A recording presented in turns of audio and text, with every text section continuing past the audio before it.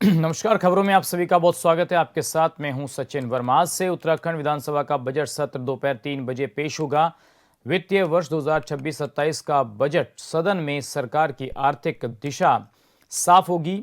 सरकार पेश करेगी 2026-27 का आय व्यापक बजट और कल राज्यपाल के अभिभाषण पर धन्यवाद प्रस्ताव होगा और उस पर चर्चा होगी। तो आज का ये दिन काफ़ी अहम रहने वाला है उत्तराखंड के लिए, क्योंकि आज सरकार अपना बजट पेश करने वाली है और ग्रीष्मकालीन राजधानी गैरसैंण में ये बजट सत्र जो है वो आयोजित हो रहा है।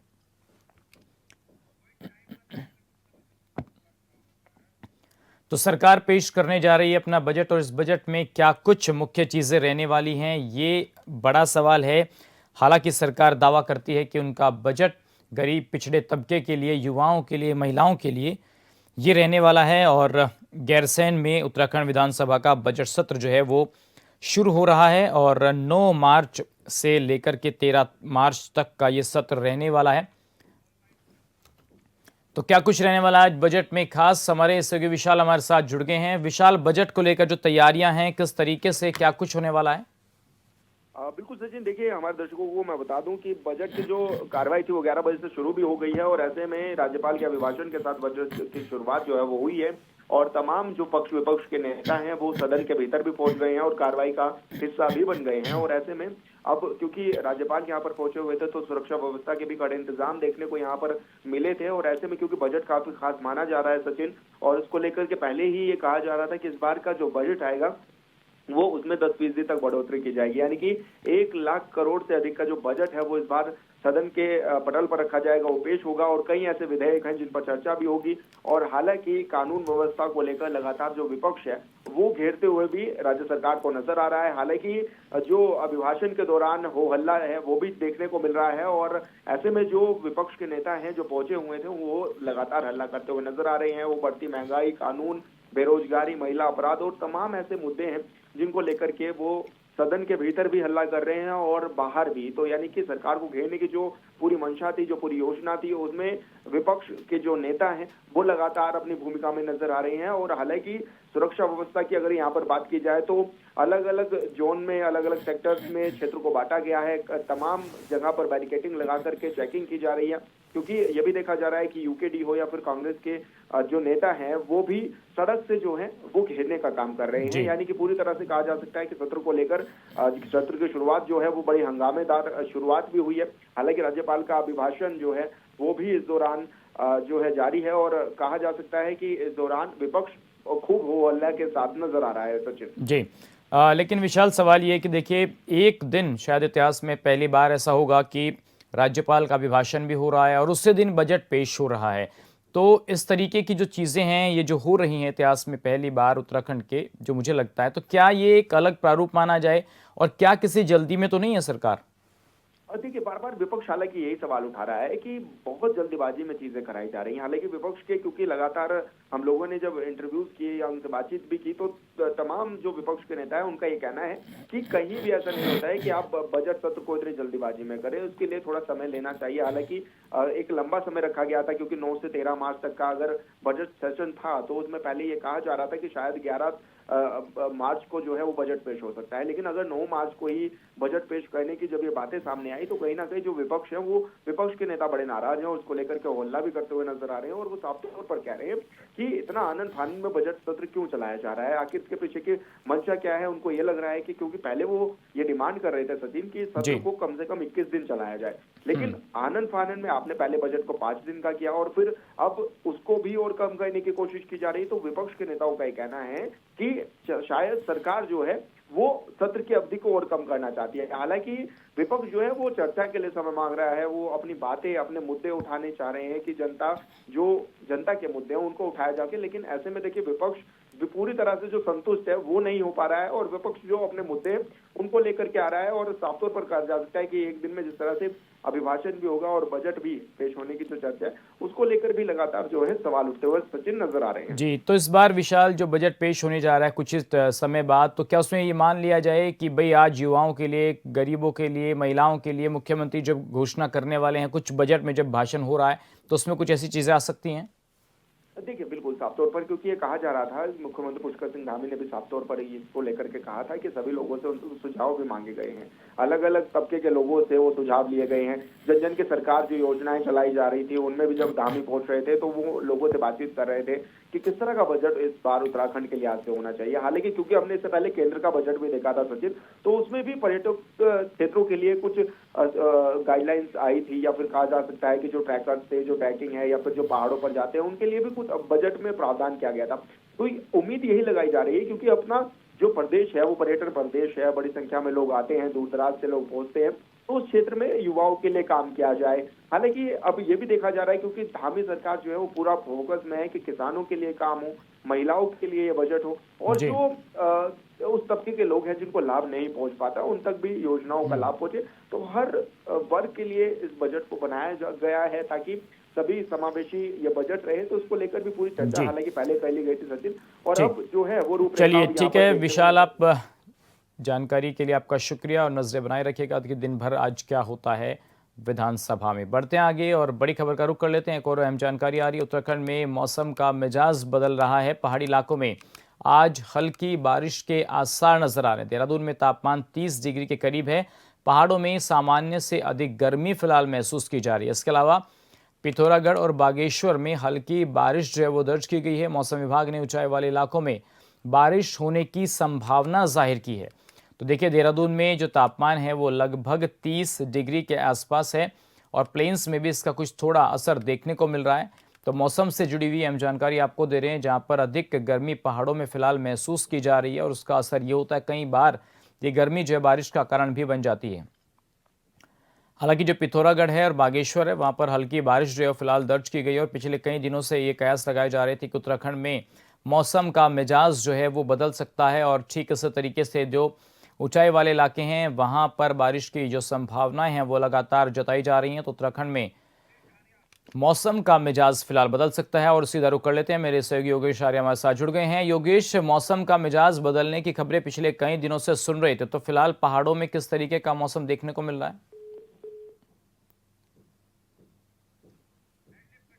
चलिए, लगता है उनका संपर्क नहीं हो पा रहा है। फिलहाल आपको जानकारी दे दें, पहाड़ी इलाकों में हल्की बारिश के आसार जो है वो लगातार बने हुए हैं और देहरादून में जो है वो तापमान 30 डिग्री के करीब पहुंच गया है। तो यानी कि तापमान में बढ़ोतरी देखी गई है। हालांकि पहाड़ी इलाकों में जो है वो थोड़ी गर्मी महसूस हो रही है और गर्मी जब होती है तो जाहिर सी बात है उसका रिफ्लेक्शन कई बार बारिश के रूप में भी देखने को मिलता है। जब उमस बढ़ती है तो बारिश की संभावनाएं बढ़ जाती हैं। तो मौसम विभाग ने अलर्ट जारी भी किया था कि बारिश की संभावनाएं हो सकती हैं। ऊंचाई वाले इलाकों में बारिश की जो संभावनाएं हैं वो लगातार जताई जा रही थी और यही कारण है कि उत्तराखंड में मौसम का मिजाज जो है थोड़ा बहुत बदलता हुआ नजर आ रहा है। तो पहाड़ी इलाकों में आज हल्की बारिश के आसार जो हैं वो नजर आ रहे हैं और बारिश के कारण मौसम में परिवर्तन भी हो सकता है। टेम्परेचर में कुछ परिवर्तन देखा जा सकता है और देहरादून का जो तापमान है उसमें भी थोड़ा बहुत अप्स एंड डाउन्स देखे जा रहे हैं। हालांकि पिछले कई दिनों से ये अंदाज़ा लगाया जा रहा था कि मौसम में तब्दीली हो सकती है, लेकिन बारिश कितनी अधिक होगी और क्या प्लेन्स में इसका असर होगा ये भी देखना होगा। लेकिन फिलहाल तस्वीरें हम आपको दिखा रहे हैं किस तरीके का मौसम जो है थोड़ा चेंज होता हुआ पहाड़ों में फिलहाल नजर आ रहा है। तो उत्तराखंड में मौसम का जो मिजाज है वो फिलहाल बदलता हुआ नजर आ रहा है और उत्तराखंड के अंदर ये कयास लगाए जा रहे थे पिछले कई दिनों से कि मौसम बदल सकता है। हमारे सहयोगी योगेश एक बार फिर हमारे साथ जुड़ गए हैं। योगेश, जिस तरीके से मौसम का मिजाज बदल रहा है पहाड़ों में, क्या कुछ हालात फिलहाल नजर आ रहे हैं?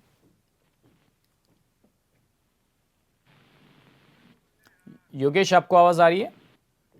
देखिए सचिन, उत्तराखंड में जो है मौसम का मिजाज जो है वो बदलावा नजर आ रहा है। पहाड़ी इलाकों में आज हल्की बारिश के आसार जो है वो बनते हुए नजर आ रहे हैं। देहरादून में तापमान जिस तरह से 20 डिग्री के करीब देखा जा रहा है, तो मैदानी क्षेत्रों में तेज धूप है, कहीं नीचे के बादल देखने को मिल रहे हैं। लेकिन पहाड़ों में सामान्य से अधिक गर्मी महसूस हो रही है, जिससे माना जा रहा है कि पिथौरागढ़ और बागेश्वर दो इलाकों में जो है हल्की बारिश दर्ज की जा सकती है। मौसम विभाग ने ऊंचाई वाले इलाकों में बारिश की संभावनाएं जताई है। इसी तौर पर अगर देखा जाए तो पर्वतीय इलाकों में जिस तरह का मौसम बना हुआ है, ठंडा मौसम है और ऐसे में बारिश की जिस तरह से आशंका जताई जा रही है, माना जा रहा है कि शाम तक हल्की बारिश जो है देखने को मिल सकती है।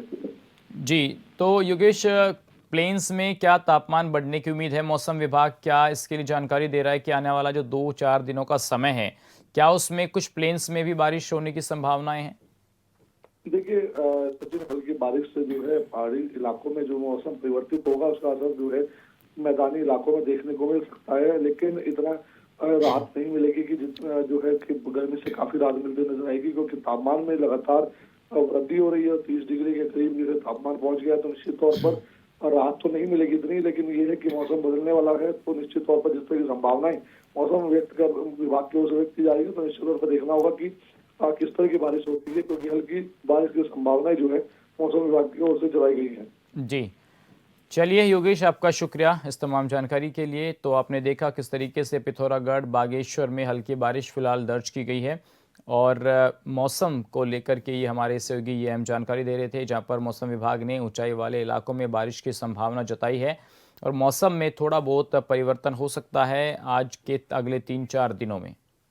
उधर उत्तराखंड की ग्रीष्मकालीन राजधानी गैरसैंण भराड़ीसैंण में आज से बजट सत्र की शुरुआत हो चुकी है। राज्यपाल के भाषण से सत्र की शुरुआत हुई। इस दौरान सुरक्षा व्यवस्था को लेकर पुलिस प्रशासन की ओर से कड़े इंतजाम किए गए थे।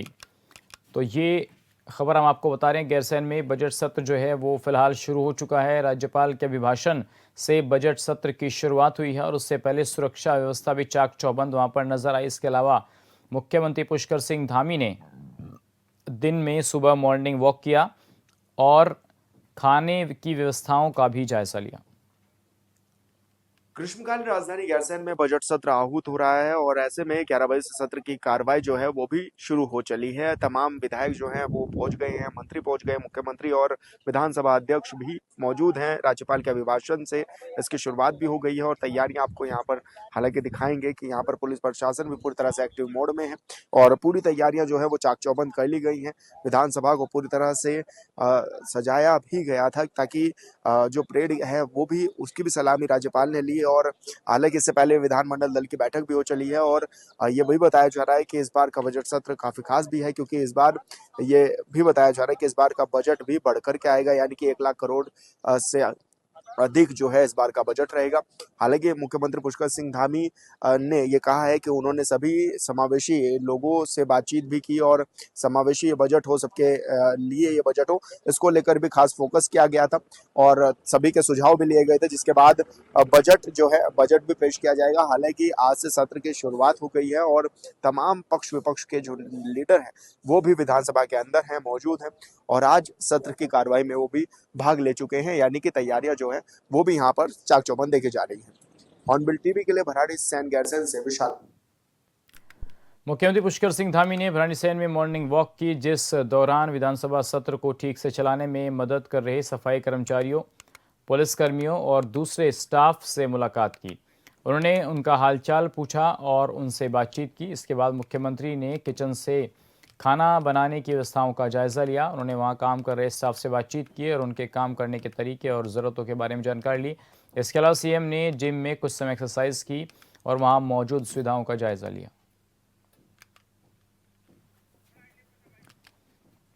तो आप तस्वीरें देख सकते हैं, मुख्यमंत्री पुष्कर सिंह धामी किस तरीके से वहां पर खाना बनाने वाले सफाई कर्मचारी और तमाम लोगों से मुलाकात करते हुए नजर आ रहे हैं और जो खाने पीने की व्यवस्थाएं हैं उनका जायजा लेने के लिए खुद मुख्यमंत्री पुष्कर सिंह धामी जो हैं वो निकले और उन्होंने हर तरीके की व्यवस्थाओं का वहां जायजा लिया, मॉर्निंग वॉक की, क्योंकि फिलहाल आज जो सत्र है उसका अहम दिन है। राज्यपाल का अभिभाषण हो रहा है और उसके साथ साथ बजट भी पेश हो रहा है, तो आज का दिन काफ़ी अहम था। लेकिन उससे पहले की तस्वीरें हम आपको दिखा रहे हैं, जहां पर मुख्यमंत्री पुष्कर सिंह धामी ने किचन में जाकर के खाना बनाने वाले जो कर्मचारी हैं उनसे जानकारी भी ली और किस तरीके से खाना बना रहे हैं, उसमें कोई दिक्कतें परेशानी तो नहीं है, तमाम जानकारियाँ ली।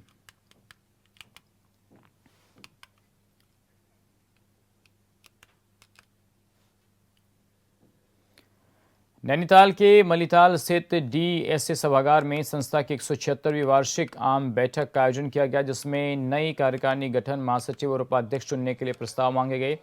बैठक में संस्था के सभी सदस्यों की सर्वसम्मति से मनोज जोशी को महासचिव और उपाध्यक्ष प्रोफेसर डीएस बिष्ट को चुन लिया गया है। वहीं निर्विरोध चुने गए डीएसए महासचिव मनोज जोशी ने बताया कि डीएसए में खेल गतिविधियां पूर्व की तरह ही संचालित की जाएंगी, जिसका कैलेंडर संस्था की ओर से जारी किया जाएगा।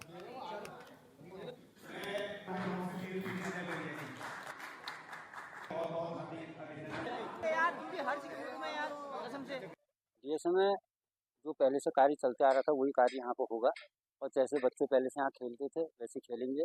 यहाँ पे हम कोई खेल विभाग का विरोध नहीं कर रहे हैं, लेकिन कैलेंडर यहाँ पर डीएसए का रहेगा, ग्राउंड डीएसए का रहेगा, नगर पालिका उसमें रहेगी, प्रशासन उसमें रहेगा, लेकिन खेल विभाग का कोई इसमें हस्तक्षेप नहीं रहेगा।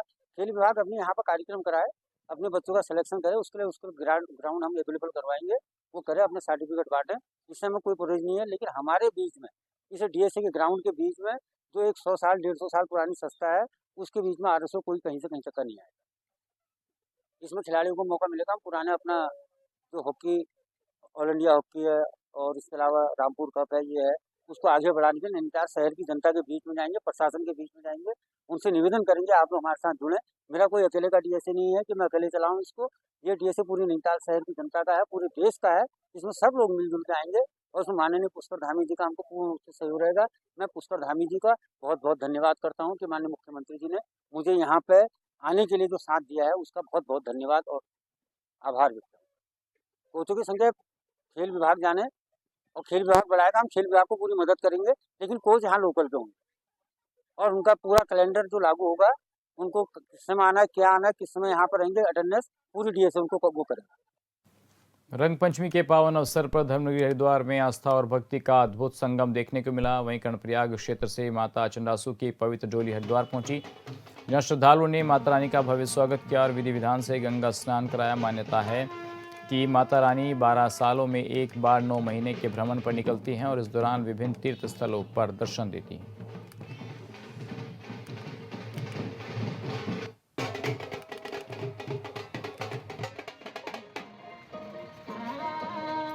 शिवे सर्वार्थ साधिके शरण्ये त्र्यंबके गौरी नारायणी नमोस्तुते। देवभूमि उत्तराखंड, जहाँ पर देवी देवताओं का वास होता है और यहाँ पर के बद्रीनाथ क्षेत्र में कर्णप्रयाग में जिलासू है, जिलासू में माँ चंडिका का वास है और प्रत्येक 12 वर्ष में माँ दिवारा यात्रा के लिए निकलती है और 9 महीने की यात्रा रहती है और माँ प्रत्येक भक्त के घर पर जाती है, ध्यानियों के यहाँ जाती है और वहाँ आशीर्वाद दे करके आगे बढ़ती है और फिर उसके बाद 9 दिन का यज्ञ होता है। और आज हम लोगों का सौभाग्य है कि माँ हर की पौड़ी गंगा स्नान करके दक्ष मंदिर में दक्षेश्वर महादेव से दर्शन इत्यादि करके उसके बाद श्री राधा रसिक बिहारी मंदिर रामनगर कॉलोनी में उपस्थित हो रही है। यहाँ पर भक्तों को दर्शन देने के लिए, आशीर्वाद देने के लिए। जो माँ भगवती का दर्शन करता है, या देवी सर्वभूतेषु भक्ति रूपेण संस्थिता नमस्तस्ये नमस्तस्ये नमस्तस्ये नमो नमः, या देवी सर्वभूतेषु शक्ति रूपेण संस्थिता नमस्तस्ये नमस्तस्ये नमस्तस्ये नमो नमः। माँ भगवती भक्ति को देती है, शक्ति को देती है, रिष्ट कष्ट दुख दारिद्र को हरण करती है। और यहाँ पर देखिए सैकड़ों की संख्या में श्रद्धालु माँ का स्वागत करने के लिए जा रहे हैं और आप भी चलिए माँ का दर्शन करते हैं और माँ का स्वागत करते हैं। जय जय श्री राम। उत्तरकाशी मुख्यालय में जिला कांग्रेस कमेटी ने बढ़ती गैस कीमतों के विरोध में जोरदार प्रदर्शन किया। इस दौरान कांग्रेस कार्यकर्ताओं ने हाथों में खाली गैस सिलेंडर लेकर नगर में विरोध मार्च निकाला और केंद्र सरकार के खिलाफ जमकर नारेबाजी की। प्रदर्शनकारियों ने सरकार का पुतला दहन किया और गैस की बढ़ी हुई कीमतों को तुरंत वापस लेने की मांग की।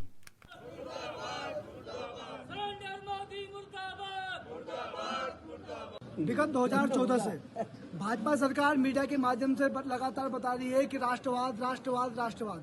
क्या ये ऐसा राष्ट्रवाद है जो इतनी महंगाई इस देश में हो चुकी है? कल ही आप देखिए महिला दिवस के अवसर पर भारत सरकार ने एलपीजी के दाम बढ़ा दिए, घरेलू उत्पादन में 60 रुपये बढ़ाए और जो कमर्शियल जो सिलेंडर उनमें 110 रुपये बढ़ाने का काम किया है। हम लोग पूछना चाहते हैं कि ये सरकार जिसने कहा था कि बहुत हुई महंगाई की मार, अब की बात भाजपा सरकार ने, तो लेकिन भाजपा सरकार गरीबों का शोषण कर रही है, महिलाओं का शोषण कर रही है और तमाम समाज के उन लोगों का शोषण कर रही है जो समाज में अपने जीवन यापन के लिए संघर्ष कर रहे हैं। हम सरकार से मांग करते हैं कि आप महंगाई पे लगाम लगाइए, बेलगाम जो अफसरशाही उसी पे लगाम लगाइए। और जो हमारे देश की माननीय प्रधानमंत्री है, जो खुद को 56 इंच की छाती वाले प्रधानमंत्री कहते हैं, लेकिन आज उन्होंने अमेरिका के सामने सरेंडर होने का काम किया है। हम कहते हैं सरेंडर मोदी, होश में आओ वरना तुमको जाना होगा। भारत ने न्यूजीलैंड को 96 रनों से हराकर T20 वर्ल्ड कप का फाइनल अपने नाम किया। शानदार जीत के साथ टीम इंडिया ने तीसरी बार T20 वर्ल्ड कप ट्रॉफी जीती, जिससे देश भर में जश्न का माहौल है। हरिद्वार में भी लोगों में खुशी की लहर देखने को मिली। क्रिकेट प्रेमियों ने सड़कों पर निकलकर पटाखे फोड़कर जश्न मनाया और जगह जगह युवाओं ने तिरंगा लहराते हुए भारत की जीत का जश्न मनाया।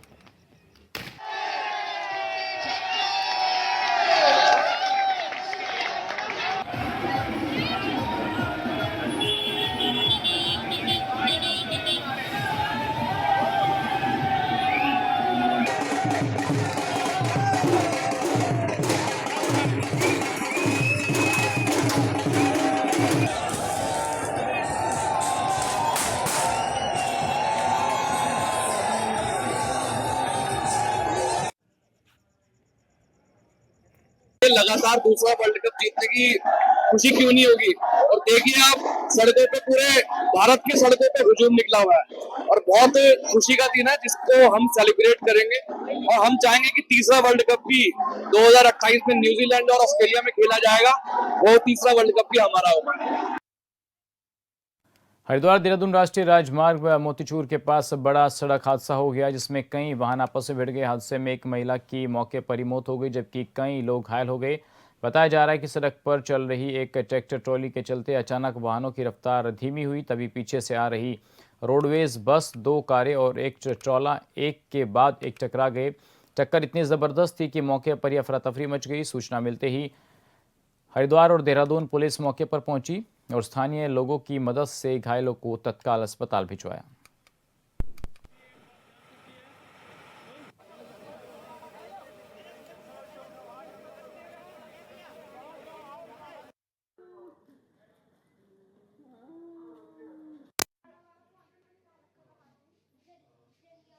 साढ़े 9 पौने 10 बजे करीब में मोतीचूर फ्लाईओवर के ऊपर जो ऋषिकेश से हरिद्वार को आने वाले वाहन थे, उसी में एक ट्रैक्टर ट्राली आगे से जा रही थी। उसके पीछे एक बस वाले आ रहे थे और ट्रैक्टर ट्राली में बस से हिट हुआ, जिससे कि चूंकि ये 4 लेन है और ट्रैक्टर ट्राली टर्न कर गई और उसमें प्रॉपर जो सेफ्टी फीचर होने चाहिए थे नहीं थे, जैसे रिफ्लेक्टर, इंडिकेटर, तो जो पीछे से वाहन थे वो उसकी चपेट में आ गए। लिहाजा पीछे जो बस थी उसकी एक वैगनार थी, वैगनार के पीछे एक कैंटर था, उसके पीछे एक एक्सयूवी थी और संभवतया जो प्रथम दृष्टया प्रतीत हो रहा है कि वैगनार में सीएनजी सिलेंडर होने के कारण उसमें आग लगी और उसी से अन्य वाहनों में आग लगी है। दुर्घटना में कुछ लोगों को चोटें आई और एक महिला ही जो कि ट्रैक्टर ट्राली में बैठे थे और संभवतः वो लोग कहीं यात्रा से आ रहे थे, तो उनकी एक मृत्यु हुई। देहरादून से आ रहे थे झंडे जी को, चल रहे थे सड़क पर ट्रैक्टर से, पीछे से एक बस आई, उसने ठोक दिया हमें, तो मेरे मामा के चोट लग गई, वे ट्रैक्टर पर से गिर गए। हम उनको देखने चले गए, सब बच्चे ट्राली में लिट रहे थे सब, तो हम उनको देख रहे थे। पीछे से एक और बस आई, ट्राली में टक्कर मार दी, पूरी ट्राली में उसमें आग लग गई, सारे कपड़े, फोन वोन सब वहीं जल गए और सब बच्चों के चोट लगी पड़ी। मेरी मम्मी एक्सपायर हो गई वे। क्या नाम था उनका? नाम कुसुम था। उनके पति के भी हाथ नहीं है, छोटे छोटे बच्चे उनके। ट्राली में थे, बस वाले ने मारी टक्कर, फिर बस वाले से दूसरे ने, फिर एक आया ट्रक वाला, उसने मारी टक्कर। हमारे सारे बच्चों के चोट लग गई और मेरी भाभी भी नहीं रही इस दुनिया में, मेरे भैया के दोनों हाथ भी नहीं है, कौन उसके बच्चे को रोटी पानी खिलाए। और चलिए फिलहाल इस बुलेटिन में मेरे साथ बस इतना ही। बाकी खबरों के लिए बने रहिए हॉर्नेबल टीवी के साथ। नमस्कार।